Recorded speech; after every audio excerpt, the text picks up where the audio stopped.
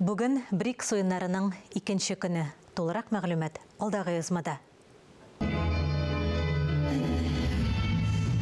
Су тауышы һәм искиткеч музыка. Төп-рольдә күп тапкырлар Олимпия чемпионы һәм дөнья чемпионатлары җиңүчесе Светлана Колесниченко. Ул Россия өчен беренче алтын медаль яулаучыда. Правда, очень приятно, что много людей присутствует.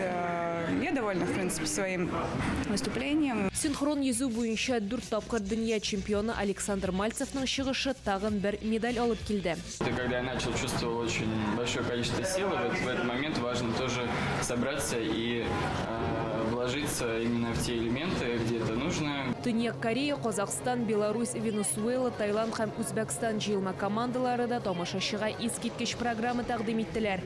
Барлык спортчылар да үзләрен югары дәрәҗәдә күрсәтте. Спортчылар өчен бөтен тамашачы җаната. Берәүләр алга дип кычкырса, икенчеләр тыныч кына утыра. Шул ук вакытта кулларында плакатлар һәм әләмнәр. Я очень сильно переживаю, потому что я знаю, как там ей сейчас сложно. Хатын-кызларда, ир-атларда барлык күнегүләрне төгәл башкара. Аларга тиңнәр юк дисәң була. Төрле мәйданнарда спортчылар гимнастика буенча үз сәләтләрен күрсәтте. Спортзалда 10 сәгать шөгыльләнүнең нәтиҗәсе югары күрсәткечләр булып тора. Гимнастика үзәгендә шәхси күп төрле ярышлар буенча квалификация ярышлары һәм финал узды. БРИКС уйнарының беренче көнендә 9 спорт төре буенча ярышлар узды. Барлыгы 23 медаль уйнатылды. Бүгенгә Россия җыелма командасы алдынгылар сафында.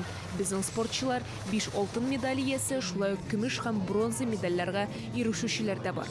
Динә Нәшметдинова, Ангелина Морозова, Илдар Галиуддинов, Татарстан яңалыклары.